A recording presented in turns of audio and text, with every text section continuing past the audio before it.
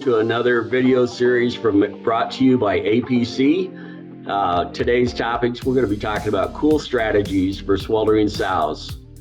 I'm your moderator, Randy Leete. I'm the National Accounts Manager for APC. Our guest presenter with us today is Dr. Jeff Knott from Ideal Nutrition out of Tracy, Minnesota.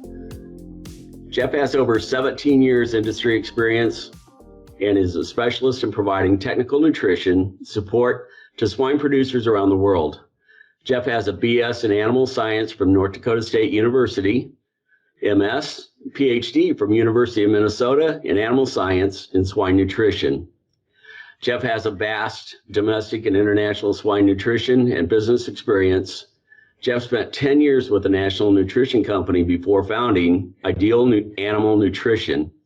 He's a solution-based, big-picture thinker and can communicate the details. Jeff is very good at implementing technical nutrition and technologies into practical field application. We hope to share some of that with you today. Jeff is going to be with us here, and our goal talking today is to provide you, the producers, some valuable and useful information to help your sows survive and thrive during times of stress brought on by the sweltering heat of summer, whether it's in gestation, lactation, weaning, or breeding. And our team here at APC has put together some questions for Jeff this morning. He's graciously accepted our invitation to give responses, and we know that you're going to find some valuable information today. So we'll get started here. Jeff, how are you doing today? Doing well, Randy. How are you? Good, good. 4th of July, and it's hot outside, right? Yeah, it's 1st of July here, and we've already experienced some extreme summer heats across the whole upper Midwest. You live in Minnesota, so normally you get the luxury of having some cooler weather. I live in Southwest Iowa, and we get heat, but I know our producers in Missouri and farther south, they get some extreme heats down into Oklahoma and Texas. So one of the things I think in general, as we look at working with our sows in hot weather, from a general standpoint, how does the heat really impact those sows? Well, I think we got to start back with the basics of pigs, and especially sows. I mean, pigs in general are what's termed homeotherms, meaning they generally keep their temperature constant above the environmental temperature that they live in. So, for instance, we know what the optimal body temperature for a sow is generally above what the environmental temperature is. And another fact about pigs is they really don't sweat. So we think about environmental temperatures and the sow trying to offset her own body temperature with the environmental temperature and the inability to sweat. We have to get pretty creative in sow farms on how we keep sows cool and keep them on feed. Great, you bet. So from a nutritional standpoint, what nutritional strategies do you use to keep sows drinking and eating feed during the times of heat? Well, feed intake is the key to the sow farm, right? Especially when you look at the wean to breed or the pre-breeding period, and then also during lactation. Gestation is generally fairly easy to control because a sow will likely consume all the feed that's allowed for her each day, unless there's some very extreme temperature swings going on. But in most cases, the sows will eat their gestation feed allowance pretty easy. But the struggle, especially in temperatures or heat stress periods, is maintaining and optimizing feed intake during lactation. Again, the sow, her perfect thermal neutral zone would be somewhere in that 59 to 68 degrees Fahrenheit temperature. And we know that farrowing rooms likely start in the mid-70s, and then we try to cool them off. But when temperatures are already at, it's 9:45 here, and my thermometer outside says 88 degrees, she's already feeling heat stress, along with heat lamps, along with other metabolic processes that are going on in her body right now. So she's feeling a lot of heat stress. So how do we keep her eating and drinking? And that's really key. So a few things that we do nutritionally is we can focus on ingredients that have lower heat increment of digestion. And one common practice by nutritionists is during reduced feed intake times during the summer, they may increase the density of the diet through fat and or amino acid density. And I've seen cases where when we change to summer type diets, the heat increment is greater in those diets than what would be in a regular winter, spring, or fall type of diet by increasing the amount of soybean meal. So when I'm talking about heat increment of digestion, each ingredient has an associated heat production during digestion that goes on. So like corn is a relatively low heat increment of digestion, meaning when they digest corn, there's not a lot of heat that's given off. But if you look at high crude protein ingredients such as soybean meal or dried distillers grains with solubles, they have a relatively high crude protein level. So the liver needs to work harder and produces more heat while trying to break down those excess amino acids. So one thing that could be counterintuitive to summer feeding would be increasing the amino acid density through a high heat increment ingredient such as DDGS or soybean meal, which can actually exacerbate her heat stress as she's trying to maintain her internal body temperature or internal heat of combustion with the external environment that she's living in. So in many cases, when I'm working with producers and we have summer heat, we try not to increase the amount of soybean meal. We'll try to optimize the amount of synthetic amino acids that we have in there while maintaining amino acid balance. But generally, if we start throwing a lot more soybean meal or high heat increment diets on top, that'll actually reduce feed intake even further as she tries to reduce her intake in order to balance her environmental temperature.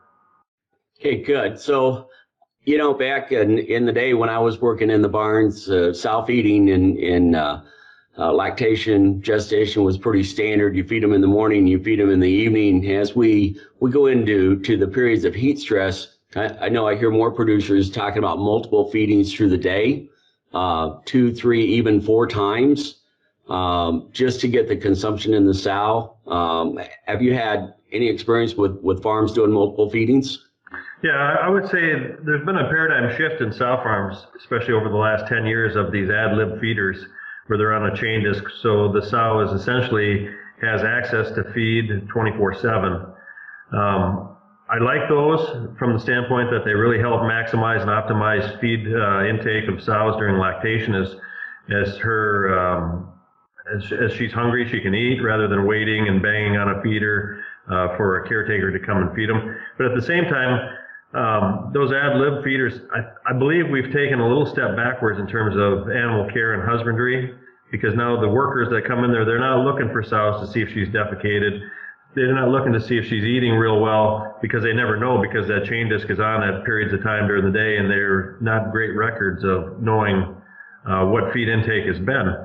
So I guess what I like to work with farmers on when I'm in barns with ad lib feeders is making sure that they are doing great, especially in early lactation with animal care and husbandry, making sure that sow is defecated, that she's not constipated, making sure that gilts have found the nipple drinker in the lactation barns, because it's probably been quite a while since she's seen a nipple drinker. You know, if she was grown and developed on a shelf feeder with a nipple in the bottom of the wet dry feeder, she's been drinking water out of a trough in gestation, and all of a sudden we move her up to lactation, and all of a sudden there's a nipple that she needs to figure out again. So I think a lot of making sure that sows eat or drink and eat has to do with animal care and husbandry in those first few days of finding water, making sure she has had a great bowel movement, that she's not constipated, and that she's comfortable. Yeah, but I think you bring up a great point there. Water, you know, our questions today are designed more around the feeding strategies, but water is a basic, and we have to have that consumption to keep that sow cool, keep her hydrated, and let her do her job. So that's a great point to bring up, Jeff. Another area, and I know you've spent a lot of time on this, our question is, how should we feed sows in late gestation and early lactation? I know you spent a lot of time on transition diets, going through this phase, transitioning into lactation. What are some things you found that you can do during that period that help minimize the stress during the heat times? Well, definitely as you're coming into summertime and heat stress, number one goal is that a fat sow in gestation is going to have lower feed intake during lactation. That's proven over and over and over. So making sure going into summer, I mean, and generally throughout the year, that your sows are in optimal body condition. not being too fat, because she's going to have trouble farrowing. She's going to have more insulation around her, again, retaining more heat. And if she's in a heat stress situation, increasing her body temperature and reducing feed intake. So I always really focus on guys that say, we've got to get body conditions correct. Now, we feed sows really hard in the first 30 days to get back body condition that's lost during lactation, and also for some implantation and some better implantation and better results with those embryos. But then we really focus hard on getting sows in optimal body condition. And I would say for the most part, we've come a long ways with making sure that sows are in the ideal body condition and not being too fat going into lactation. But if they are fat going into lactation, you're setting yourself up for a big problem in terms of low feed intake, extreme body weight loss, and potential not to recycle.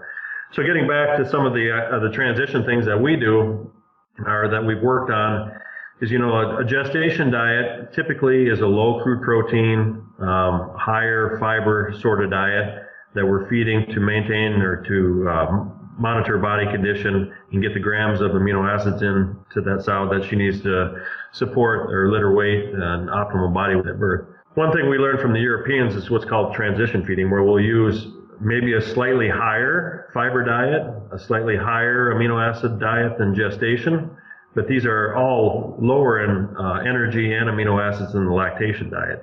And we've had really good results with this by feeding higher fiber, 5 to 6 pounds of a transition feed. Instead of you take the sow out of gestation, you load her into her farrowing crate, and all of a sudden you throw at her lactation feed, which is high energy, it's high crude protein, it's very low fiber, and it's very high heat increment. So what the Europeans have taught us is that sow doesn't have a huge nutrient requirement in early lactation. And by overfeeding some of these key ingredients or key nutrients like amino acids, protein, and energy, those nutrients have to go somewhere. And in high milk producing sows, it generally ends up as more milk production, which makes her uncomfortable because the piglets don't have the appetite nor the ability to completely strip out her udders of milk, and she gets uncomfortable. We get congestion in her udders and makes for potentially more crashes in lactation feed intake. Okay, good. Obviously, all the producers out there in our barn designs, we're trying to keep sows cool during this time, and it's been my experience, it's hard to get a lot more than 10 degrees difference between outside inside temperatures without cool cells, drippers, fans, fresh air coming down over the top of the sows. In your part of the world, do you see producers doing special things to keep that sow cool other than just keeping her hydrated? Hydration, drippers. Some guys are using some sprinklers on sows in gestation. On top of the cool cells, they'll turn on their whirlybirds for a little while to get them wet for 5 minutes and then dry them off. Again, that sow cannot sweat at all, and what sweat does for us as humans is it saturates our skin and then it evaporates, which takes the heat away. So a lot of times, cool cells just isn't enough to keep that sow comfortable, especially when we get into extreme heat. And generally, the first heat stress of the year is the hardest on the sows. As it continues throughout the summer, they become more acclimated to it. But we were seeing over 90 degrees in Minnesota right around Easter time, early April. And then it cooled off, and then it's been really, really hot here late May all through June. So we've had situations where producers are talking and concerned about sow death loss just from heat stress this early in the summer. Right. Okay. Let's shift gears a little bit here and talk about something that we're hearing a lot of this year with some more health challenges. In general, I know in your part of the world, PRRS has been a big issue. Are there some feeding strategies that you're using to help it as far as the sows go that might lend them to go through this heat summer a little bit easier? Sure. Yeah, I mean, we've been seeing 174 PRRS up here, 144 PRRS in sow farms, clients of ours and just people we consult and work with. And it's been a big challenge because not only does it negatively affect the sow, but it also really has a detrimental effect on the downstream pigs. So Again, whatever we can do in those feeding regimes to reduce immune system stimulation or overstimulation of the immune system. And I guess one thing that we used to do before the days of PD, when we would get a call from a customer or client that talked about having PRRS in their sow farm, the first thing we would do is we would add, porcine plasma to the sow diets in order to reduce inflammation, keep sows on feed.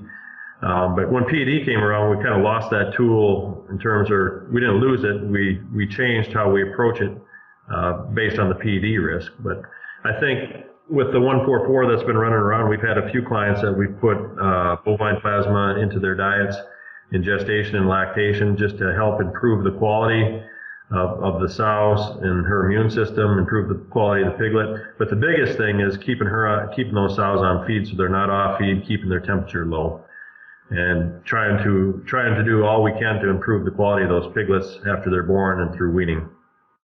Yeah, good. Well, appreciate that. I think, we're used to feeding plasma to nursery pigs, and I think sometimes we forget about the other uses that this product has, and we're now seeing opportunities where we can use that into sow diets as well and see improvements. So I think right now, a lot of the veterinarians that I've talked with, especially in northern Iowa, southern Minnesota and around, the PRRS has been so strong. They're just looking for any tools that they can add to their toolbox to help sow herds and producers take advantage and kind of squelch this disease effects a little bit. So we're always keeping the door open. So as we get back to the sows here, one of the questions we had was in late lactation and early post weaning, during times of high temperature and stress, to keep sows in condition for the next breeding cycle. Is there some strategies there that we can visit about? Yeah, I mean, there's a couple really. And one thing I forgot to mention earlier was in some of these farms, which are some more multiplier type or nucleus farms that we feed, we're actually putting dextrose in their lactation feed to make it a little sweeter. Or if we have the ability to feed gilts, a separate lactation feed compared to the rest of the sows in the farrowing house, we'll add some dextrose to their feed in order just to keep it a little bit sweeter and enhance and increase palatability of that feed. Otherwise, in late lactation, and we see a whole host of things. Before, I think early in my career, we were still doing the segregated early weaning at 10 to 14, or not 10 days, probably 14 days was 14 to 16 day average weaning period. And the sow really didn't struggle a whole lot to maintain body condition because she hadn't met, or she wasn't in peak lactation. And generally, the way I was taught, peak lactation is somewhere in that 18 to 21 days after the piglets are born, and then after 21 days, milk production decreases.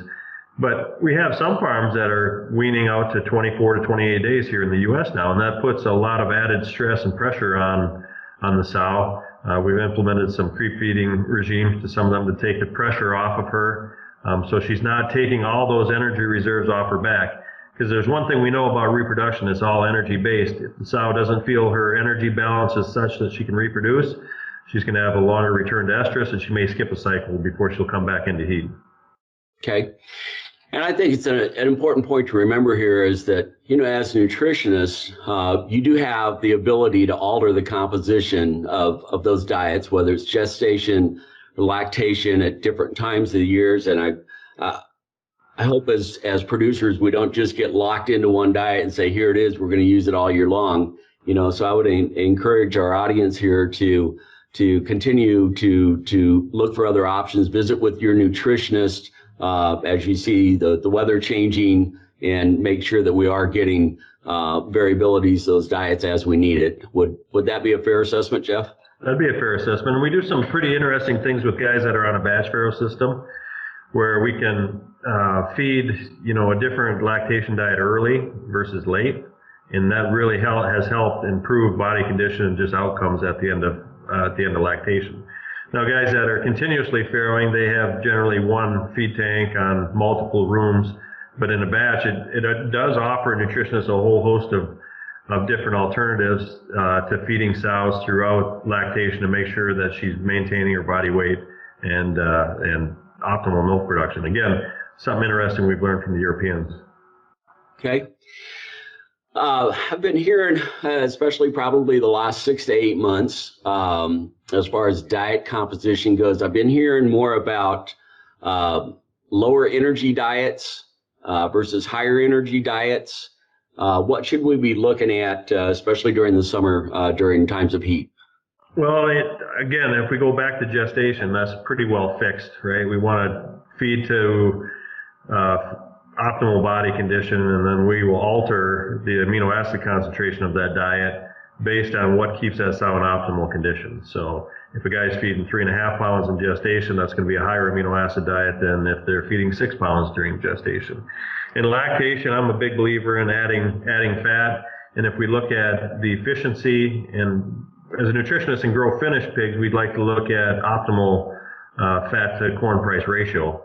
And in sows, you can afford to feed more, or even though fat might be at a premium to corn, with the weaning weight advantages and just maintaining body condition of these sows, I generally like to keep around 2 to 2.5% of fat in lactation diets year round.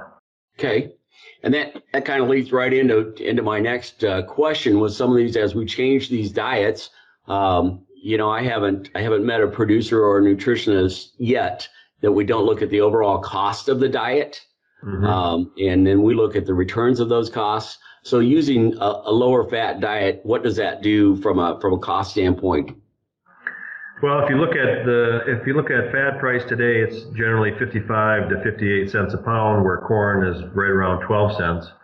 So if you just do an easy math, you're looking at a 44-cent change. We change other things in the diet, but just for simplicity's sake, 56 cents minus 12 cents is 44. So if we're adding, 40 pounds of fat, you're looking at, what would that be, Randy? You got a calculator? I do not. I should be able to do it in my head, but you're looking at $22 a ton, $20 to $22 a ton added cost. But if we're looking at getting caloric intake during an already suppressed feed intake period, such as heat stress, every calorie you can get into that sow is going to go towards maintaining her condition, and then also for milk production. So it's very beneficial to include 2.5% fat, in my opinion. What's probably a more detrimental effect would be to say, okay, we're going to go into lactation diets in summertime, and we're going to put a bunch of DDGS into the diet that has a high heat increment of digestion, a lot of crude protein into it, and say, well, we're going to save some money by including, 5, 6, 800 pounds of DDGs, but then her feed intake goes down, and you're having a negative effect on the sow body condition, return to estrus, and her subsequent litter. So I think you just mentioned there at the end, body conditioning of sows is crucial when we're weaning piglets. So one question that I had was, does creep feeding or supplemental milk for the piglets help reduce the sow weight loss and increase pig survival and weaning weights? Mm-hmm. I like to think about it in two different ways, really. Creep feeding, I like it. Obviously, it's got to be approved diet, and generally I like to feed the same diet that they're going to be weaned into a wean to finish barn or a nursery. Sometimes that's not possible with some of the ingredients that are in there, but it should be similar to have some of that imprinting on the piglet. And what I've seen, it's a great tool. Creep feeding is a great tool to lower stress at post weaning. Getting them used to eating some starter feed. If we can do it in a mash form, I like that, in a mash or a meal form, just that it sticks to the pig's nose. They can lick it off. It tastes good. It doesn't cause any digestive upsets. But it really improves starts in the nursery, in my opinion, by feeding some creep feed in the lactation crate.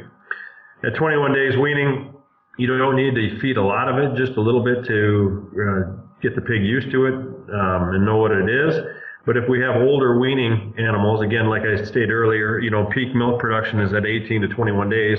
If we're weaning at 24 to 26 days, we're probably hurting the overall weaning weight of those piglets by not providing some supplemental nutrition, either through a creep feed or a supplemental feed of some sort. And then also in late lactation like that, that's when it really starts draining down the sow in terms of her body condition. So if we can allow the pig to optimize its weaning weight and allow the sow to keep more body condition on her, I think we're going to have better outcomes in terms of weaning weights and then also return to estrus and subsequent litters. Okay, good. So I think, we've spent a lot of our time talking about the sows, and obviously the production they're doing has given us piglets to wean. Summer heat stress, no doubt, affects those piglets in the crates as well. Anything that's maybe we've had success in the past keeping those pigs up to weight and getting them off to a good start. We've talked about supplemental creep feeding or feeding with milk, keeping them cool. I mean, I think obviously from past experience, if we can keep that sow in good condition, keep her hydrated, keeping her milking, the pigs generally, in my experience, I don't think the heat has affected them a lot in the farrowing house. They like it warm anyway. Right. I would agree with you that for the most part, if you keep the sow eating and drinking and comfortable, the piglets, a young piglet like that, their thermoneutral zone is probably where the farrowing house is at and maybe a little higher. Right. Okay. So again, setting those pigs up right, getting them off to a good start. So as you look back over your 17 years doing this, we've learned a lot. There's a lot of things that have changed. The genetic makeup of the sows has changed huge. I spent 32 years in swine genetics, and I made the comment the other day. I've seen more, I think, improved genetics reaching the producer level in the last 5 years than I saw in the previous 25 years. With these newer sows, maternal sows, you work a lot with them. Any keys you could lay out for our producers for managing those females? Yeah, I would totally agree with you. The genetic improvement that's happened in the last 7 years has been great. I give a talk called the Millennial Pig, and we talk about single nucleotide polymorphism, SNP chip stuff, and the rapid genetic advancement that has allowed the genetic companies to do.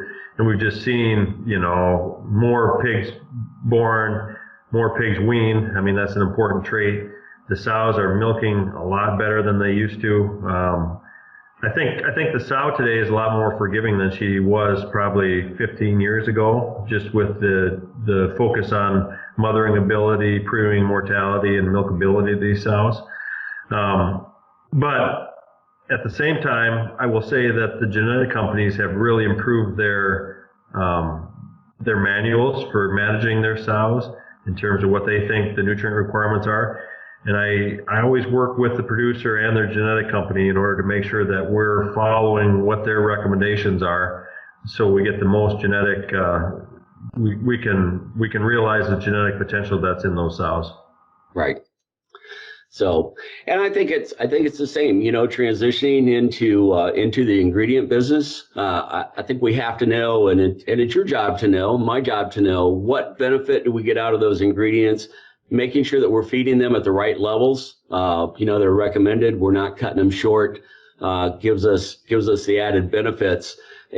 In our industry, we always, as we move forward, there's always a lag, right? We'll have genetic improvement, and then we'll have to figure out how to manage them. We have to figure out how to feed them, and then we have to figure out how to move that pig forward, and it all ties together. So I think from a nutritional standpoint, we don't want to lag behind too far as we see changes going. So anything, I guess, predictions in the future, we're getting closer to being able to get the right ingredients and the feed into these animals. Yeah, I truly think that genetics are still going to lead the way, and better communication amongst veterinarians, geneticists, and nutritionists will really help move better production and better profitability for our hog farmers out there, for sure. Okay, great. Anything, I guess, one last question for you, Jeff. Anything, I guess, that you've seen that's worked really good in the past? What's a little secret we can share with our audience to helping these sows make it through summertime heat stress? I'll go back to one of my initial statements that I talked about with these ad lib feeders in lactation is day one cares. Focus on those day one cares and making sure your sows have defecated. I like to tell clients that I work with, after she has a good bowel movement, write on her card or put an X on there, either a BM or a D for defecation, just to to show that her gut is working again. She's not constipated. She's found water. I think little management things like that really help the whole feeding program and the whole process in general. Okay, so Jeff, I have a question here coming into the summertime heat stress. I know not only for dietary purposes, and I could shed a few pounds over the summer as well, but when the weather warms up, I just find I don't need a full meal. I try to cut back and kind of lighten things up. And do we see sows doing the same thing? Yeah, I think so. I mean, especially we don't have a lot of opportunities to change feed ingredients. It's generally a corn soy DDG diet. And I like to kind of relate it to, we're a couple days here from the 4th of July. And what we eat in the summertime or during the peak summer heat, even up here in Minnesota, is very different than what we eat during Thanksgiving. So during Thanksgiving, some of our favorite are mashed potatoes with gravy, ham, turkey, stuffing, a lot of really heavy foods that have a high heat increment of digestion. And, after you get done eating Thanksgiving supper or dinner, you generally get tired. And a lot of people think that's because of the tryptophan that's in the turkey that programs your brain to say, oh, we're tired. No, that's not it at all. We've consumed foods that have high heat increment of digestion, and our body temperature is coming up, which makes us sleepy. If you contrast that with what we're going to eat for the 4th of July, generally it's a hot dog, maybe some chips, coleslaw, and wash it down with ice cold beer. So if you think in terms of what we as humans like to eat during the summertime versus what we're forcing our sows to eat during the summertime, we might think differently about the level of heat or heat increment diets that we're including into these sow feeds during peak heat stress season. Okay. You're right. When we're recording this, we are right coming into the 4th of July holiday. And I know that for me, that means barbecued ribs. Okay. I like to barbecue, but I think when you put it in those terms, it's a nice big slab of barbecued ribs. But by the time you take the bones out, there's not as much meat, but it's really tender and it serves about right. So it would only make sense. One other good analogy is meat sweats, right? For a high heat increment diet, you eat a lot of meat, which is high in crude protein. Your liver is working. Generally, if you eat too much meat, you're going to wake up in the middle of the night just on fire because your liver is working so hard to break down all that crude protein and excrete it. Well, hopefully, some of the beverages we consume kind of offset that. But right. Yep. Ribs are on the table. So good. Thanks for that answer. We appreciate that. We're going to wrap it up here. Man, I just can't thank you enough for coming on with us today and answering our questions and sharing your knowledge. And, I know that there's information in there that our producers can pick up and it all starts with the basics, right? We've got to take care of those sows every day. They've got to have fresh food, fresh water, and good animal husbandry. Then we add things as we go, right? That's so, right. Folks, if you're listening today and you have questions or you'd like to visit with Dr. Knott, he's the owner of Ideal Nutrition and can be reached at his email is info@feedideal.com. And go ahead and reach out to Jeff. I know he'd be glad to hear from you as well. And we haven't talked a lot about plasma today. That's not our main point. But obviously APC is the leader in the world for providing spray-dried plasmas, go into all types of nutrition. Feel free to reach out and contact me as well. So I'd like to make a couple thank yous here. A big thank you to our team at APC from our research and development group. We've got some of the strongest research going on in the world in feed ingredients. And they also helped put this group of questions together for us as well. And last of all, I'd like to thank you guys, the viewer, for staying with us and hopefully gaining some valuable insight for dealing with less than ideal conditions during summertime heat stress periods. And so we hope you all have good success keeping your sows online this summer and would reach out to us for any questions. Thank you.